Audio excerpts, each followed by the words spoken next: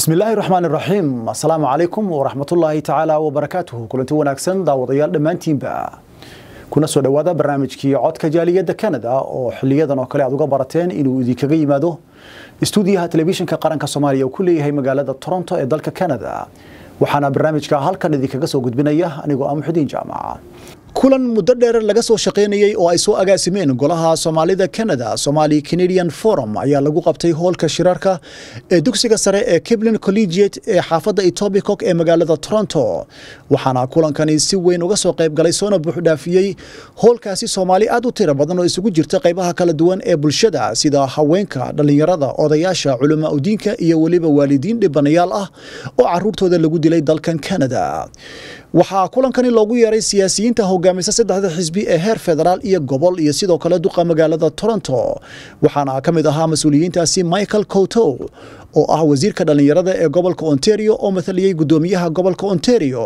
haweeneyda lagu magacaabo Kathleen Wayne oo ka tirsan xisbiga liberaalka Peter Tabanis oo isna ka socday xisbiga Democratic Party NDP iyo sidoo kale hogaamiyaha xisbiga Progressive Conservative BC mudane Doug Ford iyo duqa magaalada Toronto John Tory ugu horeynba waxaa halkaasi daahfur looga dhigay aayadaha Quraanka Kariimka kadibna waxaa hadal soo dhaweyn iyo qabashada ujeedka kulankani halkaasi ka soo jeediyay Saciid Soona oo ah gudoomiyaha Golaha Soomaalida Canada Somali Canadian Forum أعوذ بالله من الشيطان الرجيم بسم الله الرحمن الرحيم يا أيها الذين آمنوا قوا أنفسكم وأهليكم نارا يا أيها الذين آمنوا قوا أنفسكم وأهليكم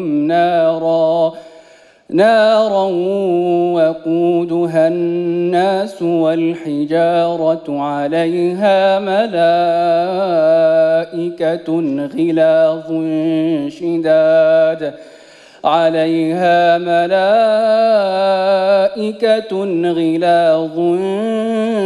شداد لا يعصون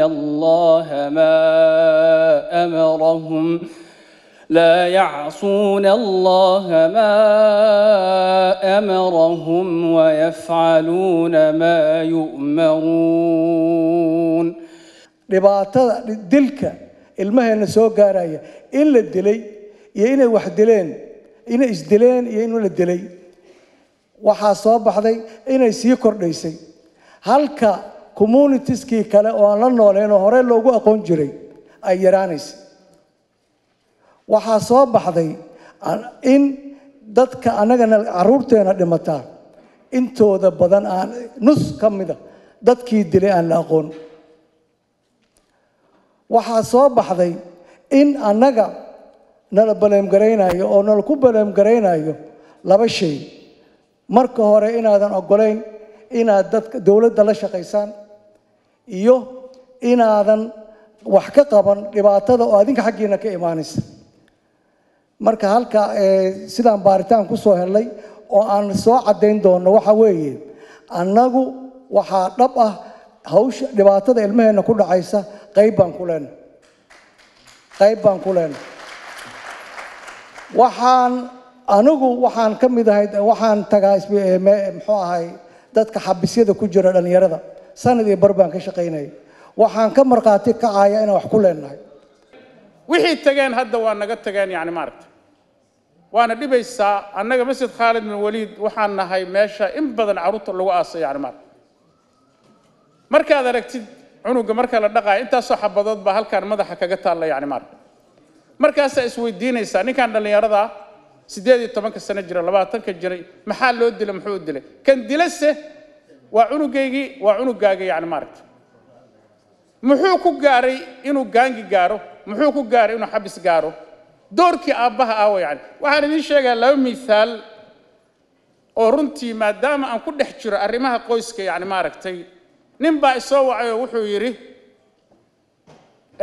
ما هويدي بقى سو عضي وحي leedahay aabaha wuxuu leeyahay hadduu san wiilka guriga ka bixin aniga ka baxay yani marka hadduusan isagu guriga ka bixin aniga ka baxaya su'aasha markaan isweydiiyay waxay tahay maxaaba heerkan ku gaaray yani maaragtay in heerkan la isla soo gaaro guriga ka bax ama anaa ka baxaya yaa gardaran ma wiilkaa gardaran mise aabbaha gardaran okay waxaan u fadhino waa ubad inaga lumaya inaga baadiyoobaya ubadna laga xidhayo ubad inaga firdhoobay sidaan isleenahay annaku ubad qabriga ku tagaya si degdega hore u dhimanaya ubad iyo dhalinyaro iyo cunugyo mukhadaraadkii cabaya isticmaalaya gadaya gadanaya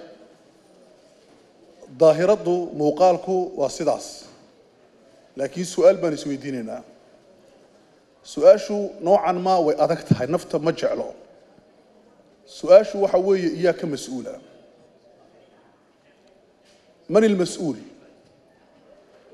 ma waxaa ka mas'uula hooyada ma waxaa ka mas'uula aabbaha ma waxaa ka mas'uula miskiidka ma waxaa ka mas'uula nolosha cusub ee la yimid iskuulkan iyo dhaqankan aanan asal u lahayn ma waxaa ka mas'uula su'aashu waxa weeye systemka aan u noolayn iyo systemka loo nool yahay oo isku dhacay ma waxaa ka mas'uula waxaas oo dhan maahine in la rabin oo mujtamacu ina diidan yahay oo annaguna isku qasbayno maxaa keenay inay ubadkeenu meesha ay ku dhaceen ay ku dhacaan waa su'aal adag weeyaan iyaa ka mas'uula bini aadamku waxay leeyihiin waxaan rabaa inaan caqliga la hadlaa bini aadamku waxay leeyihiin saddex dariiqay wax ku macneeyaan dariiqa koobaad waxaa la yidhaahdaa dadka kale ka mas'uula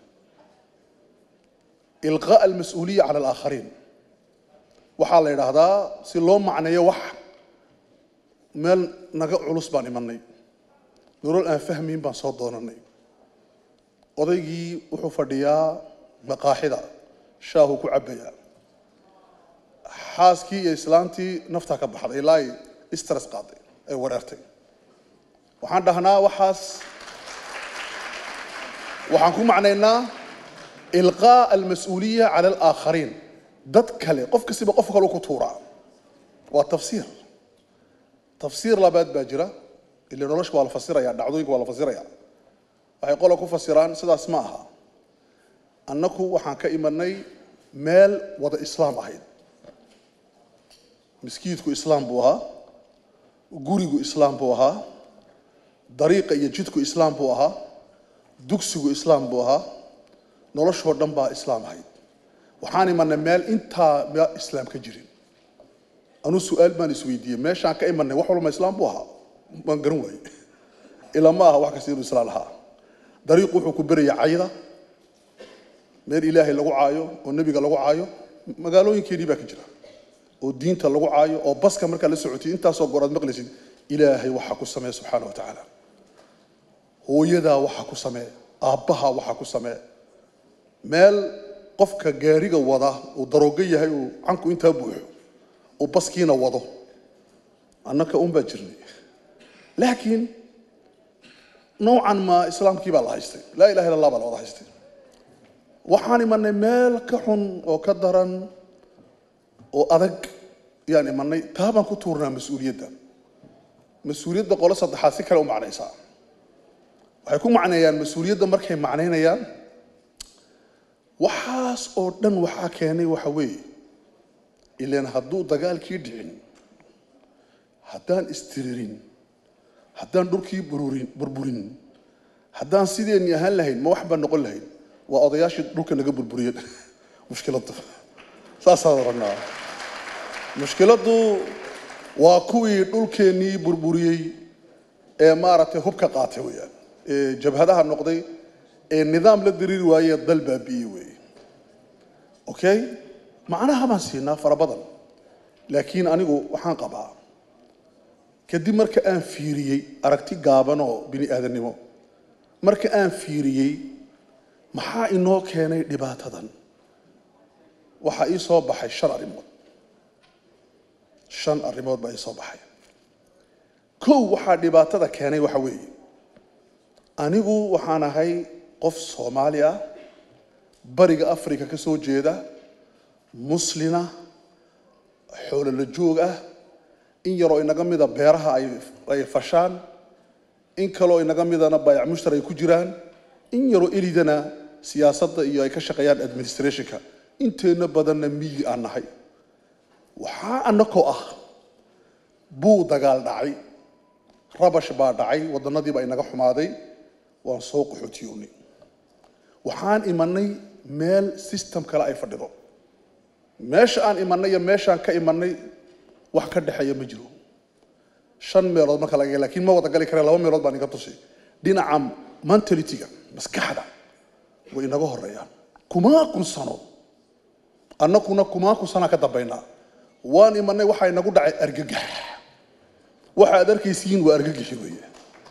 magaciisa waxa la yiraahdaa الصدمة الحضارية بعدها shock civilization ويان civilization كشوك قام حاكيني وحكون داعي هيتيجا هيسياجا وحكون داعي ضد بدن أفريقيا وحكون داعي عرب فرا بدن وحنا كينو قرمها مركز إمتيد ميل كادون أو كاه الرئيسة بلشدة المحررة بلشدة نافتي مودرنيزيشن أنا كنا وحنا هي بلشدة ولي أن سوقلين مودرنيزيشن marka adiga oo modernization wuxuu yahay ba aan garaneyn iyaad imatay meel modernization geestii dhaaftay gadaalka joogto marka sidoo ula noolaanaysa wareer ba inagu dhacay marka wareerkii xalkii muxuu noqon gadaal baan ka sheegay waa koow arinta labaad problemku ku yimid problemku wuxuu ka yimid kala la'aan annaku markaan joogaynay Afrikada bari Soomaaliya dhulka Soomaalidu degto ee bariga Afrika إلهي نتيجي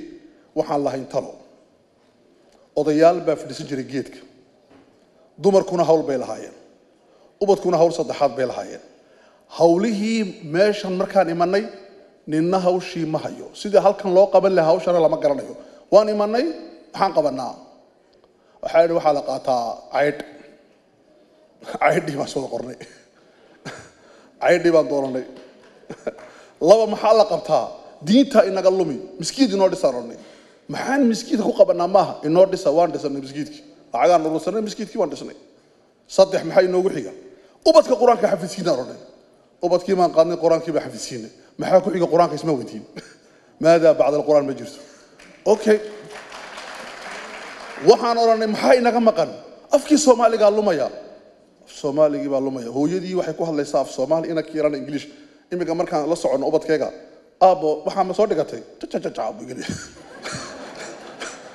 wuxuu leeyahay in baan ka fahmay inta ka fahmayo af English wuxuu ku hadlayaa kii ugu dambeeyay adigu waa isku iraqa qabanaysaa hadaad kirtid baa isku qabanaysaa marka adiga isagii laba caalam baa ku kala nooshiin okay mushkiladu marka waa maxay waa khutta la'aan wali haadana 30 sano 40 sano 20 sano bila khutta wax planification oo inoo yaala ma jirto maanta shirka la qabanayo alxamdulillah waa planification kuwa kala fikraya oo Soomaaliyeed oo Ottawa Toronto Edmonton magaalo kastiba jooga fikraya jira laakiin fikir muwaxada oo planification leh oo khutta leh oo halkee sidee markee maalintee iyo halkan ku soconaa inta bay isweydiineen waa ajaayib weeyaan waa tii labaad arinta saddexaad ee sababta waxa weeye anu aan islee waa sababaha asaasiga ah waxa weeyaan waa qoyska weeyaan qoyskeenu Soomaalida dawladdii baa ka burburtay dhaqaalihii baa ka burburay diintii baa ka burburtay dhaqankii baa ka burburay maxaa ugu dambeeyo burburaya waa qoyskii qoyska Soomaaliyeed anu waxaan aaminsanahay waa qoys physics ah waa physical waa biology jir ahaan buu jiraa bas aabo hooyo inan mucooyo awoowo ayeeyo waxa ma dhaqana laakiin wax kale ma leenahay oo kanada ku haysanaa ma jiro qoys waxaan aqaanaa oo taawo ila degan oo hindi ah sheekh waxa jooga awowgii wuxuu sameeyay inamadii aabayaal bay noqdeen aabayaashii waxay sameeyeen ubadkii imika ubad bay dhaleen min ubadka xafiid waa kii afraad generation kii afraad ilaa kii koobaad baa isla jooga waxay leeyihiin system ay isku la joogaan waxay leeyihiin hab ay ku wada nool yihiin annaka waxa weeye aabuhu imika sheekhayga maartay sheekh Abubakar muxuu ka hadlayay ajiiba wuxuu ragii aaday anuu su'aal baan u ka jawaabo sheekha waxaan ku oran lahaa ragii way is casileen qofku hadduu hawshiisa iska casilo madaxweynaha Mareykanka ugu culus adduunka maanta Trump hadduu caawa telefishinka soo is casilo laguma soo celin karo xukunka waa is casili buu kulaha yaa ku soo celin karaya ragii way is casileen laakiin maxay iska casileen waxay iska casileen mas'uuliyadda ugu weyn oo Ilaahay adduunka keenay qu anfusakum wa ahliikum naara bay iska casileen naftiina ka badbaadiya ubadkiina ka badbaadiya iyo ehelkiina cadaab ololaysa shaqada bay iska casileen maxay ka doorteen shaqada inay telefishinka ka daawadaan hawlo iyo kalo idman oo dad kale ay ka shaqeynayaan oo bariga Afrika socota waxay ka tageen hawshii xaqiiqiga ah ee baritoole la weydiinay marka way iscasileen istiqaal la dhada okay dumarkii maxaa ku soo baxay marka shaqo shaqo dumarkii masaakiinta in la fadhiyo maartay ilaahay noo daaya haweenkeen waxa ku soo baxay 3 hawlood hawshoodii koobaad oo ahayd inay ku jirto cunto kariso raashin diyaariso dhexda xidhato isaga u diyaariso ciyaalka u diyaariso shaqadii Afrika lagu hayay wali hadda haysa la lama qabanayo shaqo labaad baa soo baxday TC iska casila soo baxday TC-na way haysaa shaqo saddexaad oo la yiraahdo shaqada ay qabtaan Kanadiyaanka aan Kanadiyaan ahayn ma taqaaniin Kanadiyaanka aan Kanadiyaanka ahayn waa maxay shaqada aan la isla qabanin ee la kala qabanayo Kanada shaqada waa la wada qabtaa hawsha la qabtaa adigu hawl baa leedahay inta kala qabanaya anigu maanta adiga galaya raashinka diyaarinaya anaa gadaranaya iyadii waxay ka shaqeynaysaa nadaafada ubadkii waxay shaqo kale qabanayaan annaka waxa weeyaan shaqadii Kanada ma qabano ee waxaan qabanaa shaqada Kanadiyaanka aan Kanadiyaanka ahayn waa maxay waa shaqada ay Soomaalidu ku hayaan meelaha maalayacniga weeyaan okay taana yada haysa kaliya عجيب وي تصدق هذه واتاوي أفر بروبلم كهو كي منايا وحو إنه جاي منايا بروبلم كهو ميثود كتعليم تكندا الله قدكم وأنا تقول في ستان منهج كتعليمي كندا ومنهج سمينا يقف كنديانا قف كنديان جوا محي وقف حرا وقف حرا وقف نلشي سمينا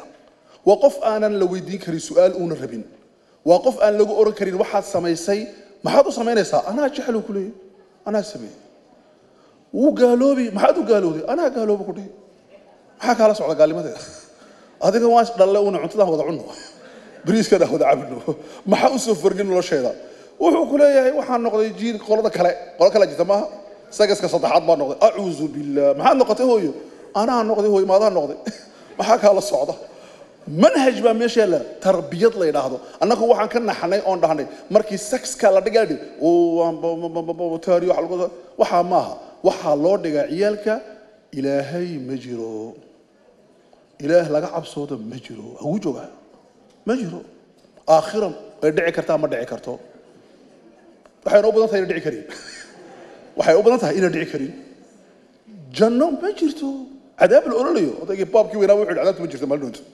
بابك وين كريستك يا ودعي قاعد ولا قاعد سي هذيك مركز محل غربة منهج كابا الله صار دقيا أقل كوكوي من علمي راو السعودة أو سكول كي صار دقتي أو علمي الله صار دقي أدنى وقت قاسة قارية قرب جو مسكيسة جالسة قرآن كودي قرآن وفهمي ولا دقيا قل أعوذ برب الفلق من شر ما خلق ومن شر غاسق إذا وقب ما حكون حجي قل أعوذ برب الفلق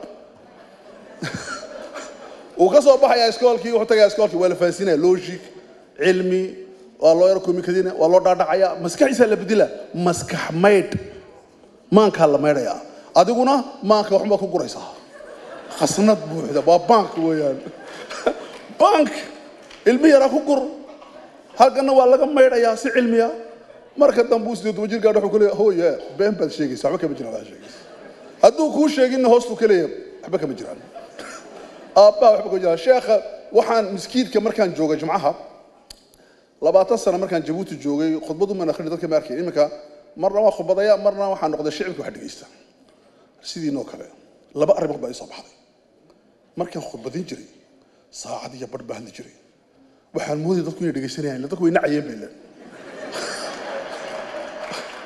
warninkani khudbadan ugu dheereeya naga aamusiyo anna waxa imikan gartay markaan noqday mustamic kariim ma taqashan dhageysto fiican markaan noqday yaa wax fahmay ee Canada nimintay arinta labaad ee soo baxday waxa weeye dhalinyarada dhan baa dhagay miskiidka qof sheekha dhagay af ingiriiska ugu fiican buu ku hadlayaa qofna ma dhageysanayo ciyaalku iska wada hurdaan baalkan bela soo baxayaan saabo yaraagayaan waanu tagaa waxaan ku dhahdaa marka ka baxayo adeer marka uu sheekhu hadlayo lama mashquulo jazakallah lama mashquulan ku dhahaa marka maxay soo baxday annakuna caalam baa joognaa dharada caalam joognaa marka systemka educationka isaguna waa mushkilad ma aha mushkilad annaka iyo mushkilad inoo yahay ma fahmayno waxaan u baahanahay baan sheegi doonaa ugu dambeyntii mushkiladdu halkay ka imatay mujtamaca Canada saakan xaaskaygu macnii mujtamaca Canada gacanteeda soo arkaysaan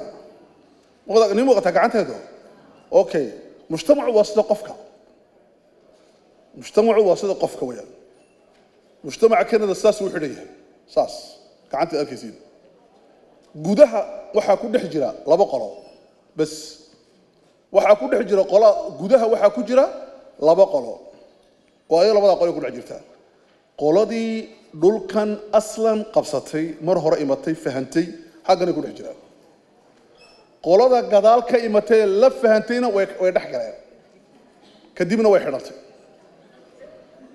qoladeennii imika imatayna waxaan rabnaa inaan gudihii galno gudaha cilmi baa lagu galayaa wakaa wada xidhan yahay xaqanaad ku duuraysaa markaas qolada halkan ku duuraysa magaceega ay sheegaya waxa la yiraahdaa haamishka macna af ingiriiska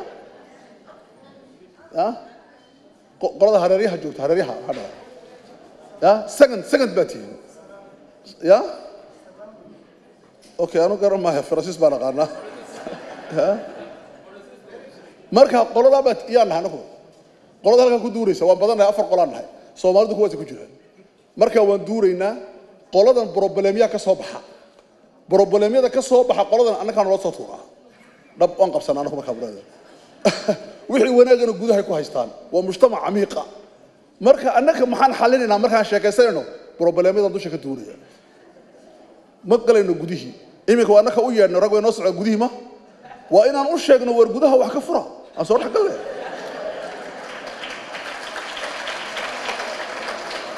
meelo fura okay hadday ku furi waayaan maxaad yeeli saddex hal baan soo badhagayaa waqtiga dhacay ninkan baa waxa waardiye khatar meesha joogo waqtiga adhowtoon waa daalisay sidii bariga khudbada jiray 6 daqiiqo ay hadhalay oo ka 5 baan malnaa marka waxay idin sheegayaan saddex solution samayno solution koowada maxay waxa weeyaan mujtamacan ma aqbalo qof bila dara haddii dhageysta bulshada Canada lagama aqbali karo dad aan dan lahayn dan interest xaqan luqadda taala ma aha annaku Soomaali baan nahay muslimiin baan nahay na aqbala no waxba iska ahaw Soomaali iska ahaw muslim maxaad haysaa ma isku xidhan tihiin cod ma tihiin su'aal aan ka saraba marka dadkeena han ka dhigno awoodeena hanu badilna interest haddii fahmaa interest hanu badila dan odayga ku imanaya kula idooro interest buu wataaya ka iibi interest kagadna hadduu ka iibsan waayo ha ka iibsan wixiisa iska socodhe waxba ka gadan jid kala qaad okay aniga waxaan noqday baarlamaanka galay Soomaali baan ahay waxa soo biirisay baarlamaanka waad gashay maxaa soo biirisay administration baan ahay gobol khatar maxaa soo biirisay dhakhtar baan ahay maxaa soo biirisay okay ayaan dhaweyto oo magaalada Ottawa lagu qabtay maartay casho lacag lagu urinay waxay yiraahdeen meel rag hindi leeyihiin waxa laga bilaabay 40,000 30,000 oo dollar hala bixiyo oday baa hagan iska fadhiya duqa waxa meesha hor jooga rag dhakhtar ah kuwa ilkaha daweeya kuwa maartay oo yarta dhagaha iyo indhaha cunaha iyo waxaan loo daweeya waxa fadhiya kuwa maartay qala waxa fadhiya engineero wax walba way fadhiyaan ardaydii quraanka u dhigay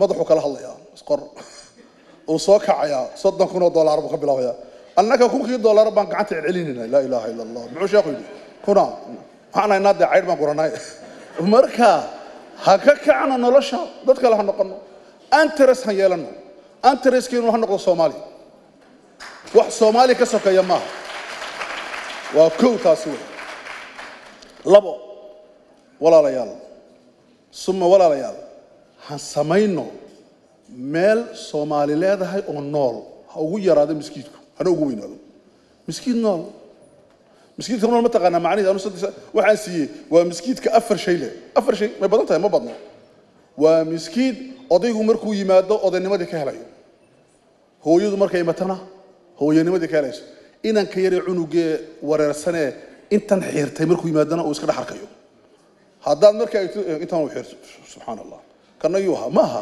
aqbal saa u yahay dhegtuu kuu soo doloshay tacaal soo fadhiiso nabi maxamed waxaa laga yidhi sal slam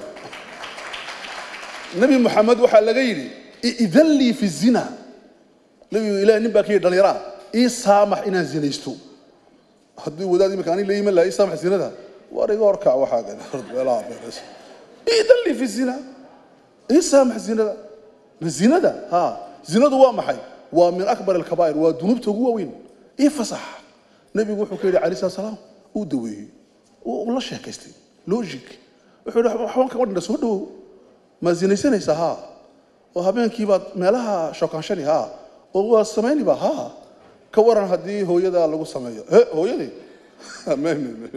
hooyadii meebi ka waran haddii walaasha ka waran idada abtiga ama habarta may uu qanciyey markii rasuulku uu duceeyey qalbigu saa u saaxay ilaahu qalbigiisa ka nadiifi guri okay anigu waxaan idhahdaa kuwa imika haddaa ka tiraadeen ka waran haddii hooyada lagu sameeyo haddii dee raalli ka tahay buu qoran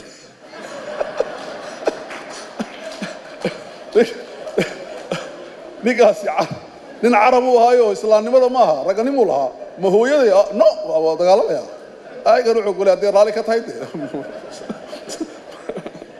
okay ta labaadi waa taa weeyaan halka labaadi waxa weeye meel nool ha samaysana meel nool oo la iska wada dhexelayo halka saddexaad ee ugu dambeeya soo bandhigaya waa maxay walaalahayo halka saddexaad ee soo bandhigaya wax weeyaan mujtamacu wuxuu leeyahay mijo iyo madax qaalada waxay yiraahdaan cilmiga tababarka samaysa waar dadka hogaami amba aligu hogaamiyo amba hogaanimada dadka u banee annaku waa inaan taa aqbalno waa inay jiraan dad erida oo labeena oo inoo samaysa insha allahu tacaala halka aan ku soconno annakuna aan tala keen iyo tala aqbal aan talada aqbalno waxay la tahay wax muhiimsan mar labaad baan u mahadnaqayaa walaalahay idinkana waa idin mahadnaqaya si fiican dhegeysateen salaamu calaykum waraxmatullahi wabarakaatu. Good evening, ladies and gentlemen. I would like to first welcome everybody for coming. This is a very important day where communities align with governments. In this section of our conversation, we've invited the local government, the federal government, and the provincial government. And we're here to discuss an important issue that affects all of us. So today I would like to begin, first of all, by first looking at our agenda first. So today I'll begin by welcoming everyone, and then I'll move on to setting a context and a background for this discussion. And then we'll go on by our major speaker, who will set a framework for us. And this is very important because this framework is what we will require both the provincial and municipal government to respond to. So we'll leave the fourth part will be responses to proposed framework. So I would like everyone to pay attention to that part. Yeah. Thank you.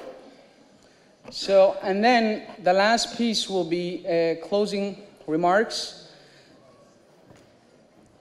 So let me set a context first. So my name is Ismail Afrah, and I'll be moderating the second part of our initiative to stop the violence. In our second part, we will be directing our discussion towards our 3 levels of government.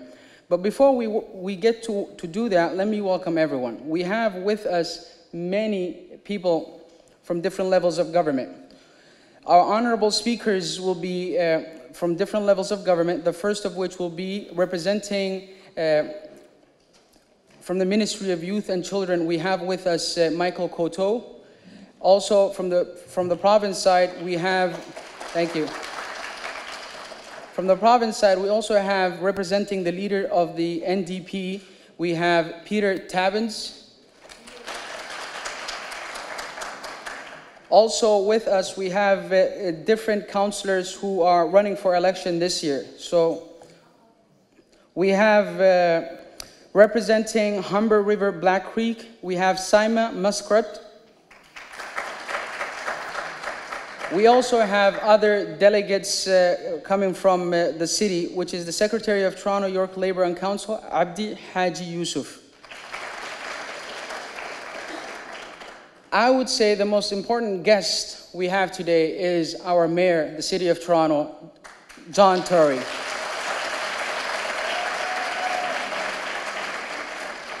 And also, I would like to thank everyone here who have come together in our community, who have taken the time from their busy schedule to show up on a Saturday to talk about this issue. So I would like to also welcome you and thank you.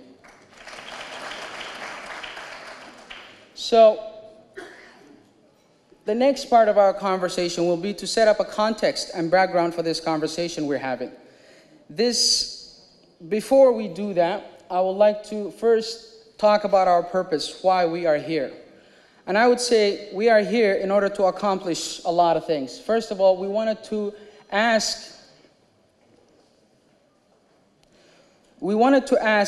all government parties to adopt a structure to coordinate a collaborative effort to stop gun violence. Because many times our efforts are divided. We all operate in silos. So the main effort today is to direct all three levels of government to coordinate a structure within their systems that can collaborate together to stop this gun violence. Second, I think that can only happen if we have a shared understanding about the immediate risks and conditions that lead to youth being at risk. Only when we have that shared understanding can we move on. And the last piece will be to provide with all levels of government a framework, a comprehensive and focused framework to reducing gun violence. So that will be our purpose today. So let me introduce who is organizing all this. This is mainly being organized by the Somali Canadian Forum. And this forum has gathered together for the past year, and we've been consulting different parties, different community members. We've been consulting fathers, mothers, youth, and everyone who has a stake on this. And what we've come to decide is our focus is to address the community's deep concern regarding the escalating violence and the senseless killing so many young people in our city. We are interested in fostering a collaborative effort and to have a shared understanding of this problem. We are planning on working with and engaging our communities and governments to lay the groundwork to establish a wide-ranging partnerships between our community, law enforcement agencies, and the three levels of government to stop and reduce gun violence. So that's what we've been doing. And the only way we can do this, I would say, is, so these are our two objectives. One is very immediate, the other one is quite broad. The first one is to have a ceasefire, an immediate ceasefire, and this will involve a community effort. We will work with community members and police officers and other agencies, and the main attempt is to have a ceasefire. And we will show you why we need an immediate one. This is not a long-term plan. This has to happen quite quickly. The other one is to come up with preventive programs and to implement them. And it has to be very comprehensive. That's why we've called many different levels of government, because it has to be comprehensive. If it's not comprehensive, things fall apart and our efforts are not directed. So, this is where the community is at right now. We are a community that's grieving. We've had several deaths occur within our communities, and we want to move from this level to our next level. That is a community that's ready. And I think by your efforts and showing up for this event, you can tell that we are ready to take a lot of steps. But if the community is ready, they will need a collaborative effort from a community that's supported, right? We need to be supported by our levels of government, and that's why I'm quite pleased to have our mayor here with us today, so that he can directly see how better to support us. So, the question I would like to ask, first of all, is whose problem is this, right? Is it a problem only that's affecting families? Is it a community problem? Or does it also involve the province and other levels of government?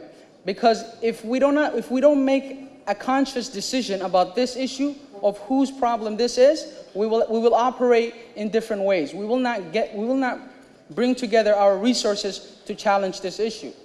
So that's the first question I would like you guys to have in mind. Whose problem is this? Because depending on how we answer this question, whose problem it is, we can take different approaches. The first approach, if you could see the symbol, is a very narrow focused mind, right? And the other one is a collaborative effort. So the problem, because if you answer this way, if you say the problem is only for families, what you end up getting is this. And I would like to paint a picture of this. The picture is, well, the problem is gun violence. So who is that's committing gun violence? You can say a small number of active shooters, because not enough of the larger population are doing this. It's only a small number of active shooters. Well, you could also say it's a continuous number of young black males killing or injuring others, right? You could say a community that feels helpless and powerless to stop the ongoing process because the community cannot stop this.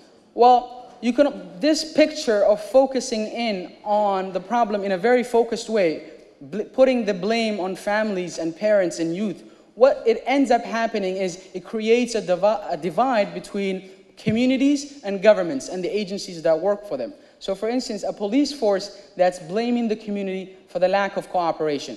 Many times you hear this. The community is not responding to our investigations. The community is quite silent on this issue.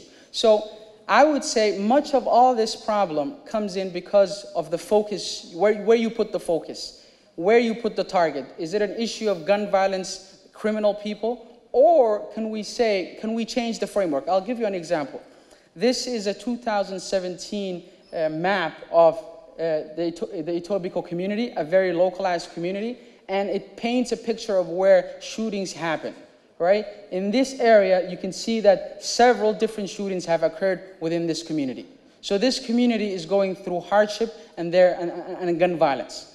So if you localize the problem, I would say it creates a narrative. What's the narrative that it creates? So the narrative it creates is this. It says that the problem is parental failure, right? And we've already heard from our first part of our speech that could we say the problem is because the parents are not doing their job? Well, we could. Let's say that's the issue. The parents are not doing their job. Could we also say that it's an issue about drugs, right? So the problem is that there's a lot of drugs involved, so let's put the focus there. We could also say that it's the youth's problem. After all, we're all accountable by our actions. Are we not individuals? Maybe the problem is them. They're not making good decisions.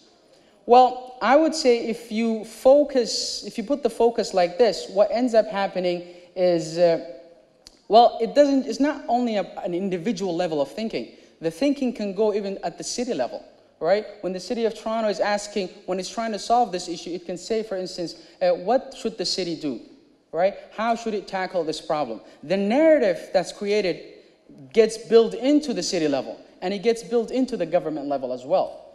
And what happens is this. What happens is there's I would call it a false narrative, because it makes communities against governments, right? Us against them. It creates prejudice and stereotyping of communities. So for instance, we would say, well, Canadians normally are not violent. It's only because this community is violent, right? So it builds into an existing stereotype and prejudice, right? And I think the third point is very key. While I was doing research in this, what that point says is the tools of analysis are unable to capture the problem. Because what are the tools of analysis? The tools of analysis is how do we understand the problem? When the mayor or city officials or even the province looks at the problem, it says, for instance, over time period, the city of Toronto is actually safe. Why? Because look at other cities, right? Look at what's happening in the US, right? On average, our city is much safer than other cities. This analysis, this tool of analysis where you look at averages, hides difficulties and problems faced by specific communities. That's why later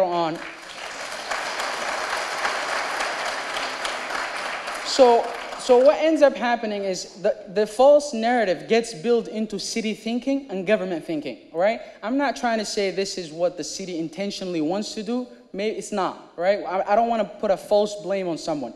But this ends up happening in how the city does its job. So the last piece, I think, builds into everything else. The solutions are short-term and they cause more harm, right? Why are they short-term? Because not enough funding is created, or the funding is segmented. For instance, Toronto's budget for policing is $1 billion, right? What's the budget for crime, for community, for prevention programs, right? Most prevention programs are dealt by nonprofits, right? And nonprofits have to scummage through for how to pay for their services. They go to the city says we don't have enough. They go to the province says our priorities are directed elsewhere. So the most important programs, which is prevention, doesn't have funding. However, other programs where it's prosecutorial or policing gets funded a lot. So let me move on. That's the problem when you put a focus on communities and individuals. However, I would say the problem in context. Let's take the problem in context. The problem in context is each community is facing poverty. It's facing racism. Community design. They're isolated in ghettos. And in many situations, I think that's improving, because I'm from Regent Park and there's a lot of redevelopment that's going through. And one of the thinking is, let's make the community more accessible and let's not isolate the community. So I would say there's also family issues we've dealt with, health issues, lack of economic opportunities, and a justice system that's vindictive and prosecutorial, right? It's not strategical. So I would say, imagine all of these issues. Imagine all of that issues concentrated in a small community, right? Not only are they facing family issues, but they're all facing all this, right? And you add that to immediate risks, right? You add that to personal blame, family blame, but also add all of this into that community. And what you end up getting is what you have today. So we have to take the problem in a contextual way. So I think I'm getting ahead of myself. I think my partner is supposed to give us the solution and the framework for much of this analysis. But I would say the most important key piece for going forward and for solutions is it has to be legitimate. It has to be community-based. And the reason why it has to be community-based is when police officers, for instance, we've talked about this, when police officers come in, they need to have communities in mind. Do the communities trust these police officers? Well, if the narrative is created the first way I talked about, the community will not trust police officers, right? So I think I will invite our next speaker today, the main person who will set up for us a framework where we can all move forward, right? And the point of this framework is where communities are aligned with governments, right? And our next speaker is Fawzia Mohammed. I would like everybody to welcome Fawzia Mohammed.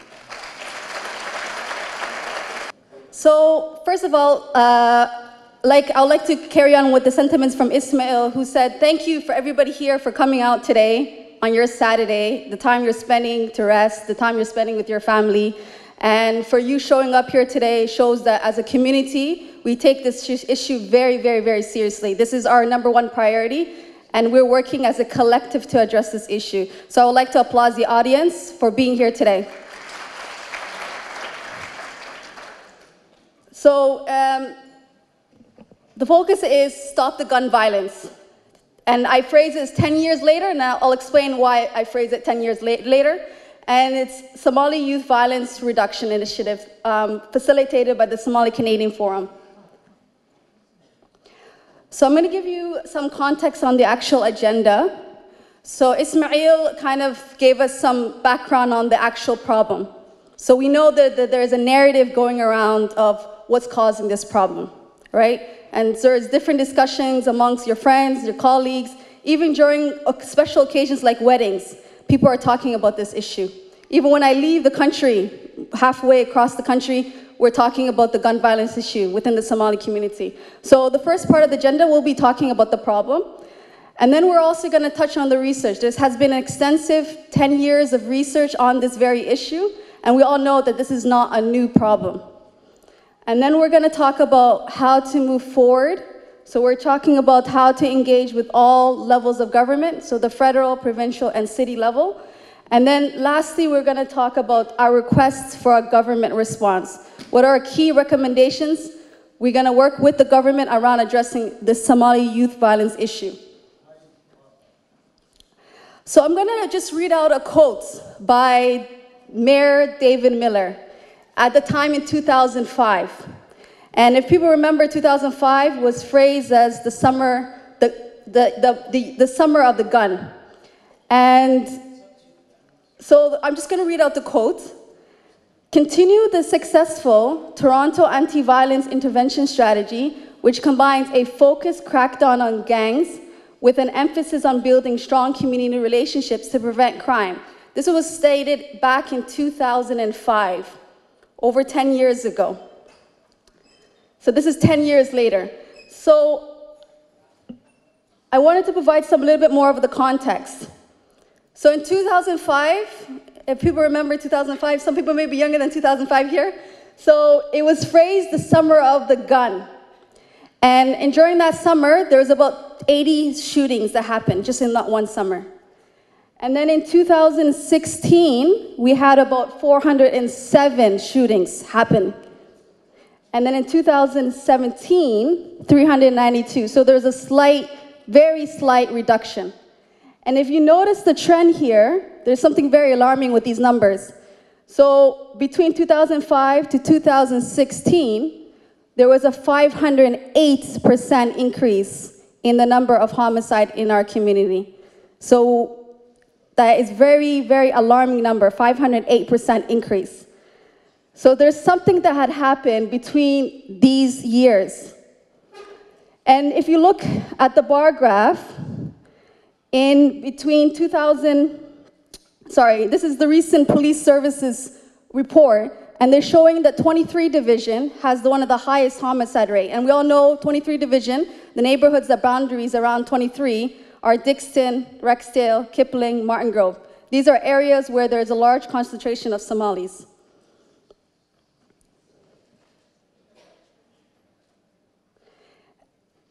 So what's also alarming is that in 2006, the rate of youth accused of homicide was the highest since 1961. And during 1961, that's the time when Toronto Police Services started collecting data on homicide. So 2006 was the highest since 1961. And we all know that the Somali community influx to Toronto during the time of 1989, 1990, all the way to 1995.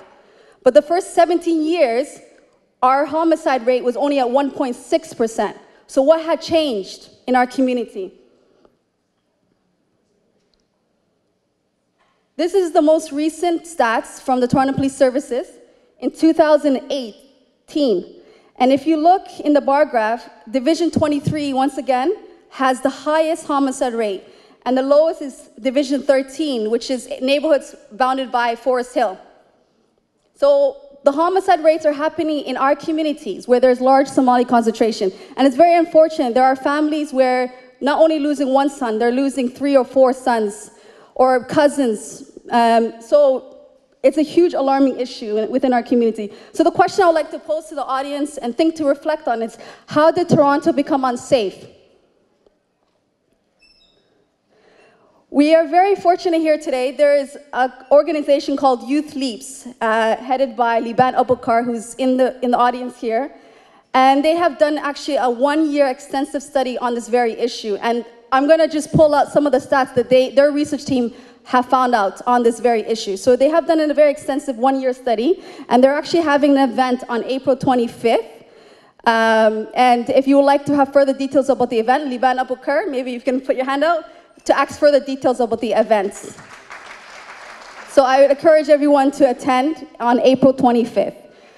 So based on their stats, they found that in 2004, Somali Canadians accounted for only 1.6% of the total homicides in Toronto. So in 2004, only at 1.6. And remember, in 2005 was the year of the Summer of the Gun. So before then, this wasn't an issue within our community. And 2014, the percentage of Somali Canadians homicide victims rose to 20%. So how did we move from 1.6% to 20%? And during this time, despite, first of all, that our community only represents 1% of the Toronto total population. And what's alarming is that during this time, that where the Somali community's homicide rate is drastically, not just drastically, it's alarmingly increasing, the homicide rate in Toronto is reducing by 12%. So what's happening differently? We also know that this is not only just a violence issue, this is also a serious public health issue within Toronto. Every year, 600 people go to the emergency department for gun wounds. And they're spending over 1,800 days in the hospital. And contrary to popular belief, most Canadians who die from gun wounds are not gang members. So there's this narrative going around where the people who are only dying from gun violence are gang members. So we also know that this is also a serious public health issue. And there is a research that has been done. And they found that if you conservatively just reduce gun violence by just 5%, it will create savings of $10 million in healthcare spending. And this is by a study that was done in the States, and it's very replicable in the Ontario context, in the Toronto context. This is all the further studies that have been found. They found that Black youth, and Somali community is one of the highest Black youth community in Toronto, and they found that Black high school students have 3 times the suspension rates of white students. We know that Black high school students enter post-secondary education among the lowest admission rates at 41%. We also know that Black youth, Somali youth also in that, is 4 times more likely to be stopped for suspicious activity. And we all know that the encounters with the police starts as early as 12 years old. And research on school suspension have found that if a child is suspended or having any involvement in the criminal justice system between the ages of 15 to 23, it impacts their employment status up to the age of 37 years old. So their whole adulthood, if they get any involvement of being suspended or involvement in any criminal justice system, it affects negatively their employment status up to the age of from 29 all the way to 37. Black youth also has the highest unemployment rates, and Somali youth has one of the highest unemployment rate amongst ethnic communities. So what we're going to move on next to is talking about the research. And we all know that this is not a new problem. There has been already a lot of extensive research on this very topic, and there was actually a report done by David Miller back in 2005 on the community safety. And last month, the Somali Canadian Forum had met with Dr. Alvin Curling, and he had done a very extensive report back in 2008 that was submitted by the Government of Ontario with the Honorable Roy McCurtry, and they talked in an extensive report about 1,766 pages that talks on this very issue of how to combat youth violence. And they have consulted with over 700 organizations to understand why youth violence occurs. And unfortunately, this report, we have not seen it being implemented in our communities. So moving forward, a basic framework. What we propose, and this is from Dr. Alvin's report, we need a wide-ranging partnership. So right in the middle, I put the Somali community. So we need a wide-ranging partnership with Somali community, law enforcement, and all 3 levels of government. So the federal, provincial, and the city level. So now I'm going to just touch on the request for the government, which we would like them to respond on these very issues. The community is requesting an interministerial task force in partnership with the community to reduce the Somali youth violence in Toronto. What I mean by interministerial is that all 3 levels of government, federal, provincial, city, working very close partnership with the Somali community with with the emphasis on reducing the Somali youth violence rate. That's happening here in Toronto. We're also requesting from the Mayor of Toronto that this issue becomes your priority and must stay consistently at the top of your agenda. We would like to establish an executive committee made up of local leaders, a Somali unit with intelligence officer, a working group, and a project manager to design an effective deterrence local strategy in each of the neighborhoods. And then this committee will work closely with the interministerial task force. We're also recommending that we have taken this issue as a public health issue. And Trustee Chris Glover from Ward 2 now they're focusing at the TDSB schools of addressing the gun violence as a public health issue. And I'm just going to quickly read this quote. Gun violence is an epidemic in the vulnerable neighborhoods of our city, and hence we need a strategy to combat violence, much the same way you would an epidemic, knowing how to cut off what's feeding it. And lastly, we need to establish some success criteria. So the Somali Canadian Forum will determine success metrics. We would like to create some stats, figuring out what has changed every year in terms of the number of shootings that's happening within our community. We need to do incident reviews, and we need to talk to local communities and faith leaders. Thank you so much for your time. Well, thank you very much, and good afternoon, ladies and gentlemen. And I want to begin by just saying thank you, and to say that I think this meeting, the very fact that it's happening and who we have here should provide us all with a great sense of hope. And the thank yous are to say that I think I would say thank you to, in particular, the parents that are here, the moms and the dads who are here expressing the kind of concern that you would expect with respect to what's happening to families in this part of town. I think that the greatest fear any of us have who are parents or grandparents or just part of families is that young people are going to be taken before their time. It's out of the natural order of things that should happen, whether it's by illness or by a terrible accident like we heard about out west today, or in particular by something as preventable as acts of gun violence. And I think that the first thing we have to do, and it's been mentioned over and over again in the course of the presentations we just heard, is to form strong community-based partnerships. And by partnerships, it means everybody is here, everybody is involved, and I'll address some of the specifics in terms of some structures that can be put in place to make sure those partnerships exist. But I think it's a good start to have here today mums and dads and community leaders, but also what you have here today, and you'll see as everybody gets up one after another. And I don't know how I came to be first, but I'm first up here, but I represent the city, obviously, as its mayor. But you have here people from all the different governments. You have people here from all the different political parties, and you have people who are both local and provincial representatives, and you have the police are in the room, and many other organizations. And I think that is a solid start, which gives me hope. It gives me hope when I see that we're all here together to listen and to respond. And I thank you in particular in the community for the leadership that you've taken.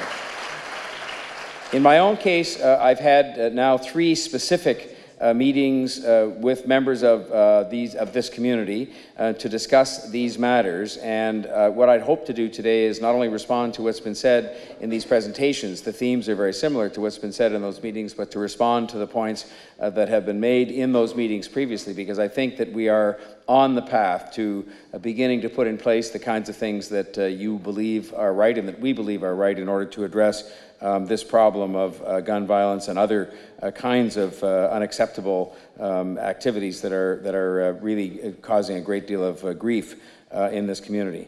And I'll deal with these in the order that they were presented to me at the different meetings that I've had, and they've been mentioned today.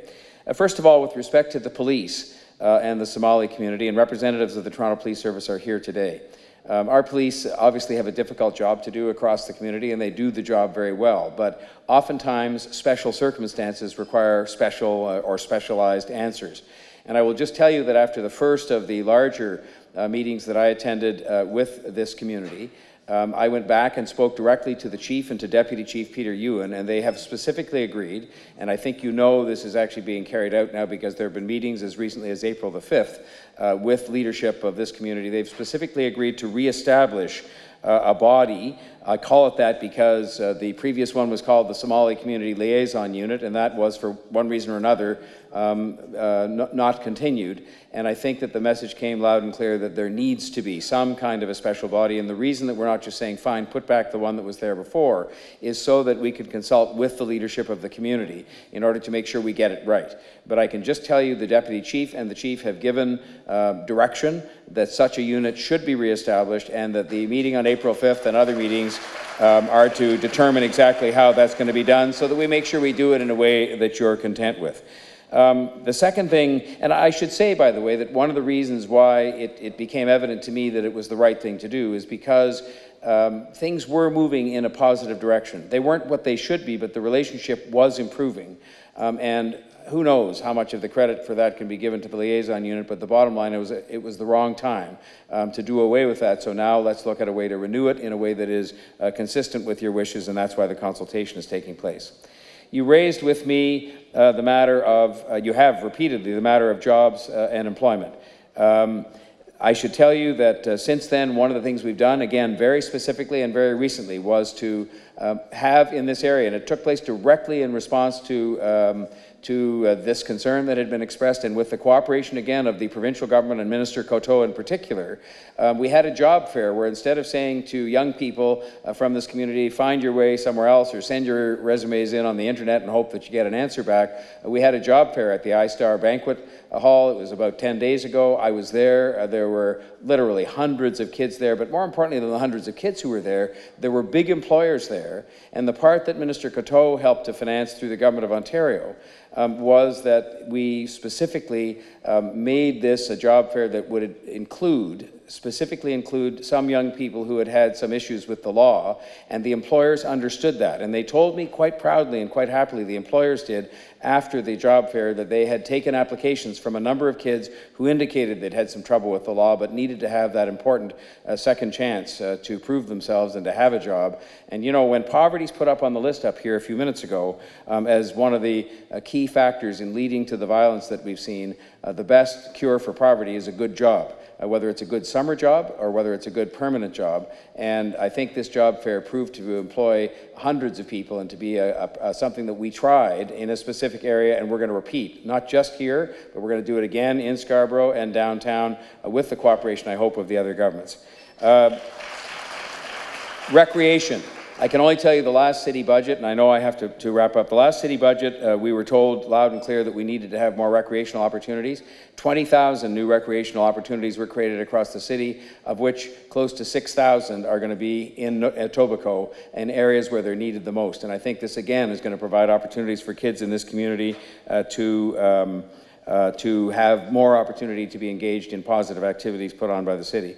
And finally, I'll just mention by way of response that as part of our anti-black racism plan, the first one the city's ever had that was approved by the City Council with funding in the budget this year, 200,000 of that is going specifically to support 5 community organizations in the Northwest, including the Somali Women's and Children's Support Network. And this is, again, meant to be responsive to the fact that the community said it needed some support from us in order to take the leadership itself to address some of these different considerations that were on that long list of things that have led to some of the activities that we're here to address today.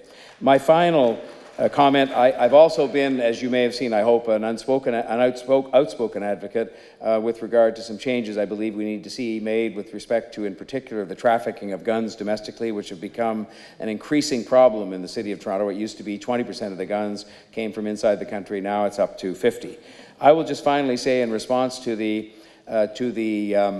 request that the city set up, they called it, I think in the slides, an executive committee. We will establish a body at the city level that is meant to represent the top echelons of the police and the other parts of the city administration to work with, because the way it was set out, and I think it must be this way, it has to be all hands on deck, everybody working together, the community, all the governments, all the political parties, the police. And so for the city's end, we will take every part of that involves us, and I'll commit right now to the request that was made up here to establish a top-level group that will work with the police liaison unit that will be reestablished to work in turn with the other governments to address this problem and make it the kind of priority it has been, but it has to continue to be going forward.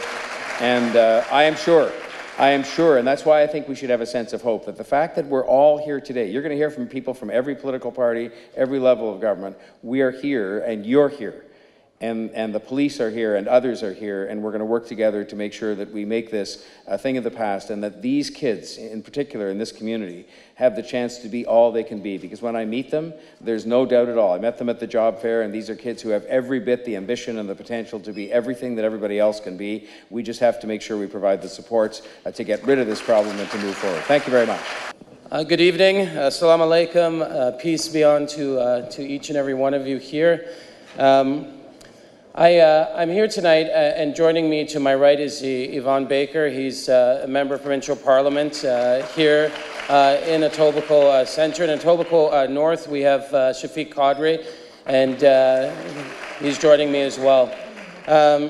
I just wanted to start by just reflecting on a couple of the comments that were made earlier by, I believe it was Ms. Mohammed who was speaking earlier.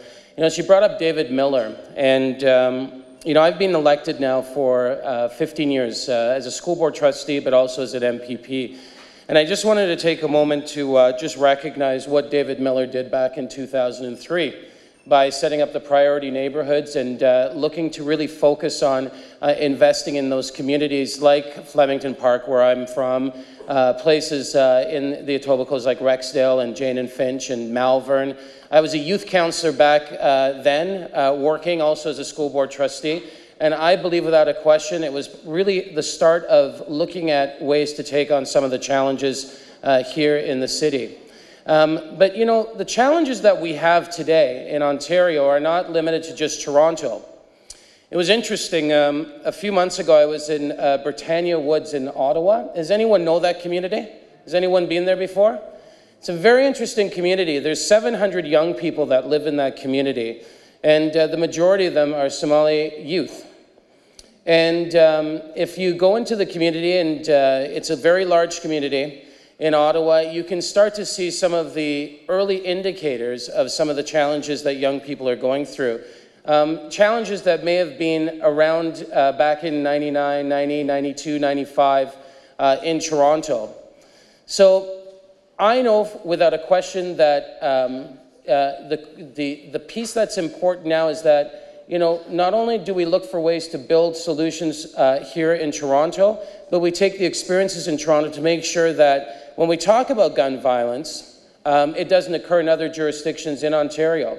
And it's an important thing that we need to do, but we can't work in isolation. We can't work just with the City of Toronto. We need to work with the other jurisdictions that are included when it comes to making sure at the end of the day we put in place the best type of policy.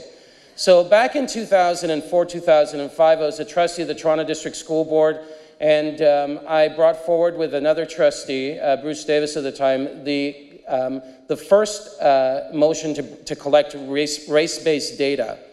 And the first report came out in about 2006.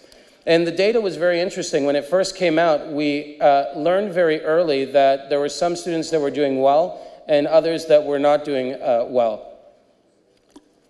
We worked with mothers from the Somali community back in 2006, 2007. In fact, it was the first time I saw advocacy from mothers in the community at that level, where I think it was about 400 mothers from the Somali community came into the Toronto District School Board at 5050 Yonge Street and said, we've had enough.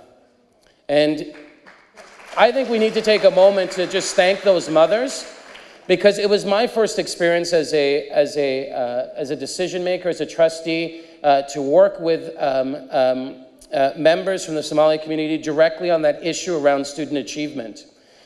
And here we are, many years later, and 3 census reports later from the Toronto District School Board, the data that's being collected in other areas like the Toronto Police data and Youth Leaps, Liban's data that's being brought forward. And we know that the problem is getting worse. So as a response as a government, we've put in place, I believe, some of the most important pieces to tackle this issue. The first thing I think that's necessary, and I've got 3 minutes left. I could speak for another 10 on this issue because it's so important. But the first issue that we need to take on, like the data collection was the acknowledgement of the problem, we need to acknowledge why the problem exists. And people can say it's because of this reason and this reason and this reason, but there's been no, I believe, messing of words when it comes to our government. The issue is racism. The issue is systemic racism. And anyone who tells you that it's not systemic racism has got it wrong, because I'll tell you, those young women, the Somali women in Ottawa that I've met, and I've met with them, sat down, talked to them, are some of the most educated young people that I've met in my life. And I know the same can be said here in Toronto, but I want to particularly focus on the Somali women in Ottawa. You know, they're bilingual, trilingual. Many have post-secondary levels where they're, master's, PhD, and still they're finding it hard to find a job. So people may stand up and say, a person needs a job. Well, hold on for a second. There are jobs out there. We have the lowest unemployment in the last 20 years in this province, but yet if you go into our community, our communities as Black people, we know that, if you're a Black male who's graduated university, you still have a 22% unemployment rate in this city. That's unacceptable. So we put forward not only the Anti-Racism Directorate, but we've put forward legislation here in the province of Ontario that it's the first piece of legislation in this entire country that acknowledges that systemic racism and anti-Black racism is real. And there's going to be some young lawyer, one of these, young Somali women lawyers 20 years from now at the Supreme Court of Canada making reference to that piece of legislation while challenging the system. The Black Youth Action Plan is the last piece I'll talk about. I've had a lot more things to address, but I'll just speak about this piece because I think it's important for people to understand what actually is going on when it comes to the Ontario government and the investment into this program. This is a $120 million investment over 10 years to address the issues in the Black communities in Windsor, Hamilton, Toronto, and Ottawa. Those jurisdictions only, because 80% plus, it's 85% of Black youth reside in those areas. Now, we put forward the Youth Challenge Fund back in to respond to the Year of the Gun, and actually Youth Leaps was a recipient of that money. But we noticed that the 33 programs that were funded, only 30 exist today. And I believe not only we saw a failure in our ability to grow those organizations because it was hard for them to navigate, but in addition to that, I believe that it was so widespread and not focused, it didn't allow for those organizations to really target where the problem was. So we made is it 30 seconds now? Okay. I just want to say that under the Black Youth Action Plan, we have a collective impact model, and within it, we do have representatives. We do have representatives from the Somali community, from Ottawa and Toronto. I want to make sure that within that, there is a particular focus that will look at what's happening in our Somali communities here in Toronto and Ottawa. In regards to the recommendation for an interministerial committee, I have no problem with that, but in fact, I would go a little bit further. I think one of the mistakes David Miller made back when we had this intergovernmental committee that was established, the school board was not part of that discussion in the early days. I believe that the school board should be a primary focus of the Somali community when it comes to outputs for young people. The provincial government cannot do it alone. It has to be a multi-level, including the federal government approach, and it has to have a particular emphasis and focus on Somali issues, not only here in Toronto, but right across the province. Thank you very much for your time. First of all, thank you very much for putting this on. It was a great presentation. I do want to acknowledge Simon Musrat, the candidate for Black Creek right there for the PC party. My friends, I've lived in this community my whole life, 53 years. I've dealt with a Somali community outside of me traveling every single day. Every single day that I'm here, I run into someone from the Somali community. I listen to their concerns. We try to help every which way we can. And I can tell you as Premier, my door will be open. My door will always be open.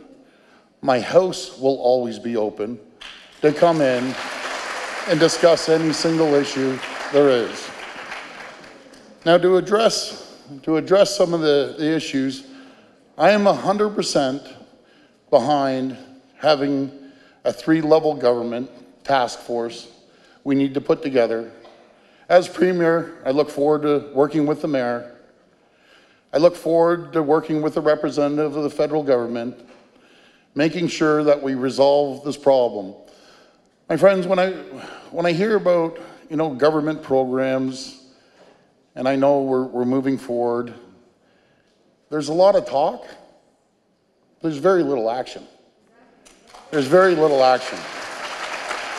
And I'm not here to politicize, be it the city or the provincial government or the federal, and it's not about being a PC, Liberal or NDP. This is about everyone uniting, coming together, and trying to resolve the problem. I will make sure as Premier that we work with the Ministry of Health, the Ministry of Education, and I agree with the Minister Cote on that, making sure that we get the education system and getting the school trustees involved. We have to work with the Justice Department as well to get them engaged. But on the education system, I've worked with an organization called Trust 15. Trust 15 here in Etobicoke North does incredible work. I'm a strong believer in a community hub, which have helped a group from the Somali community get a community hub to make sure that after school programs, and we engage the young people, it's absolutely critical, getting mothers and fathers involved, get mothers in actually working in these community hubs, working with the children, because I'm a strong believer is you have to start when the kids are young. And as they grow up, we have to be engaged with them. And I can tell you, there's no more people that are engaged than the Somali mums. I've talked to thousands of them, thousands. They're fully engaged. You look around the room, it says it all right there. My friends, what I hear when I talk to Somali youth, and not even teenagers, 19, 20, 21, 22, do you know what the number one thing they tell me is, Doug, I need a job. I need a job. I need a good paying job. We saw the rates, it was 24% unemployment. That's unacceptable. It's my job. It's the federal government's job. It's the mayor's job collectively, not politically, but collectively, that we create an environment for youth unemployment in the Somali community, in every community as far as I'm concerned, but especially in the Somali community. My friends, you talk about the police. Let me tell you something about the police.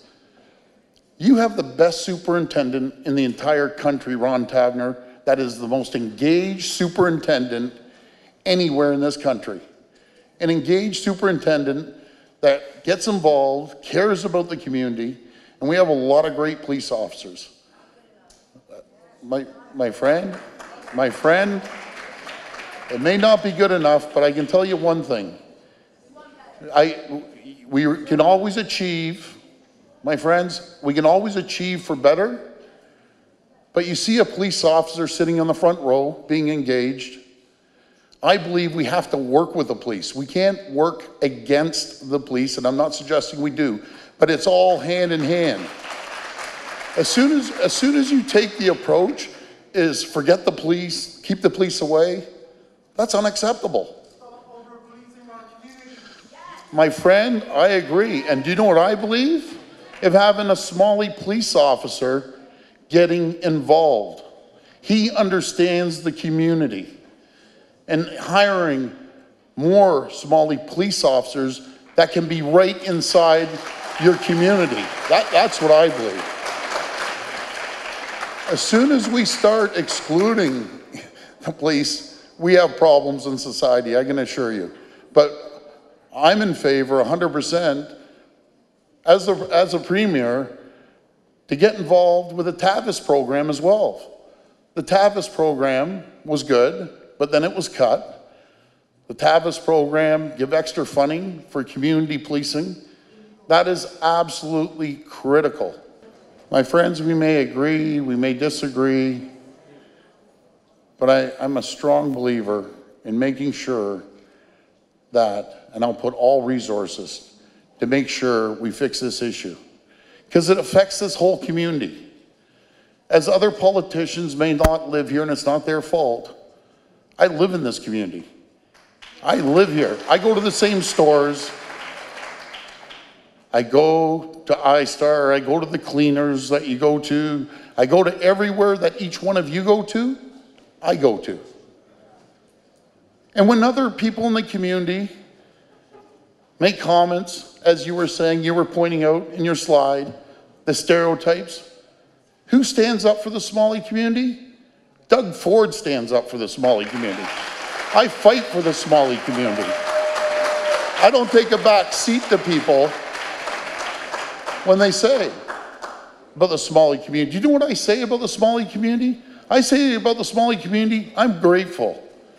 Since 1994, Somali community supported my father, my brother, myself, my cousin, and we're grateful for that support.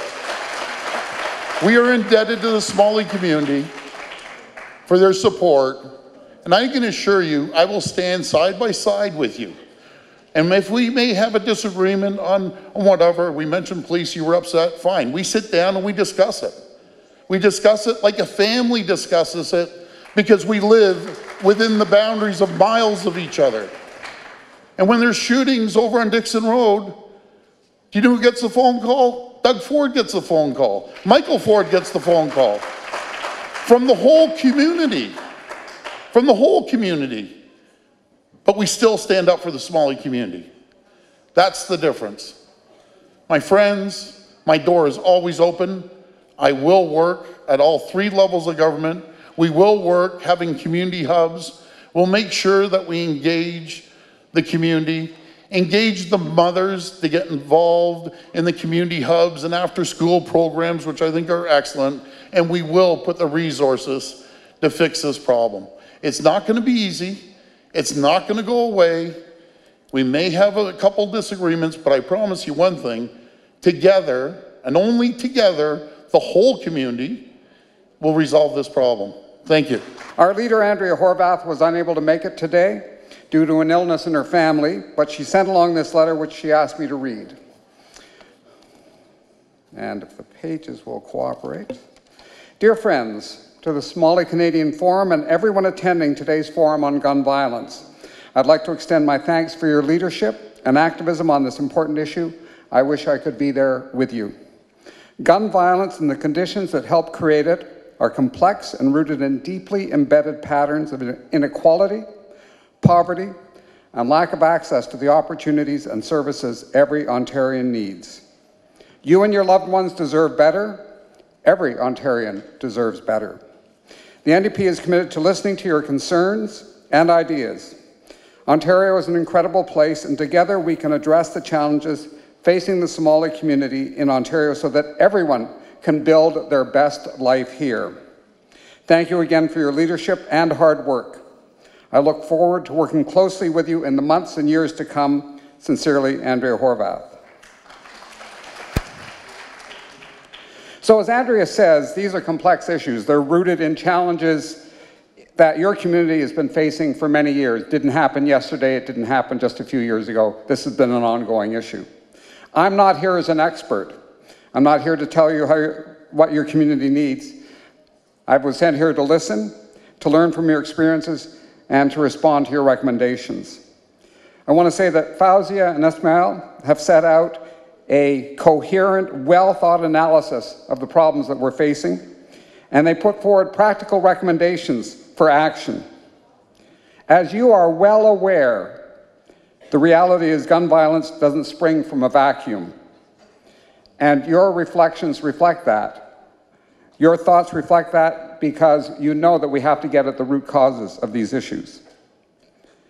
Gun violence doesn't spring from a vacuum, it is a symptom. It's a symptom of a community that often lacks access to services and supports, struggling to find good jobs and safe housing, while being confronted with systemic racism on a daily basis, including arbitrary police carding, and including streaming in schools that takes opportunity away from young people.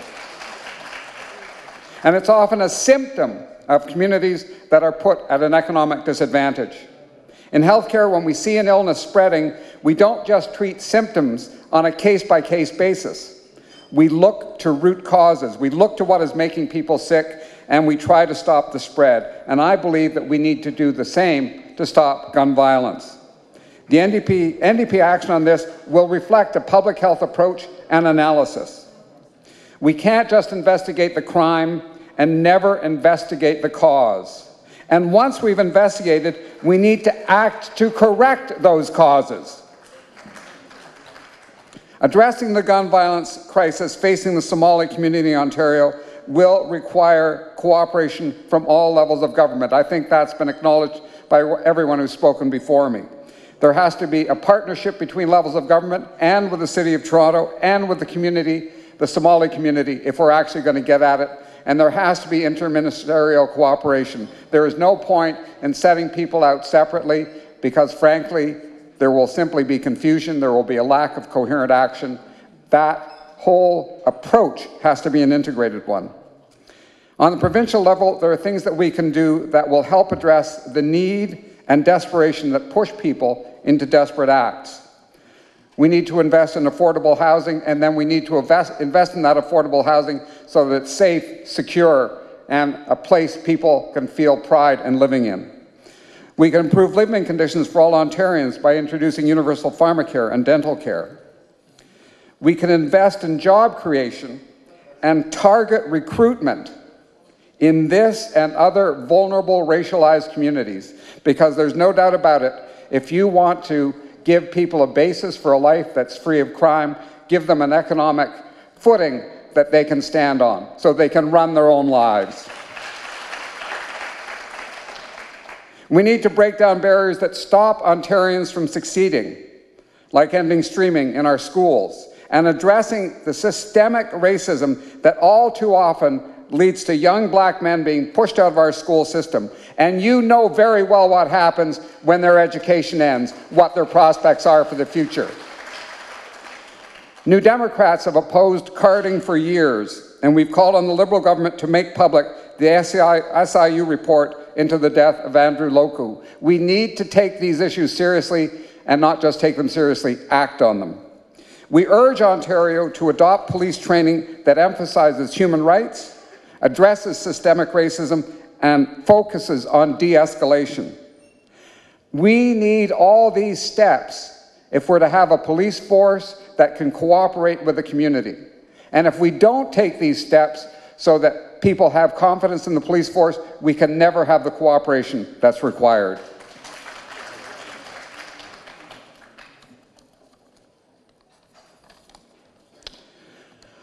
Friends, we also need to focus on the positive. Every Ontarian deserves to see themselves represented in government and celebrated in the community.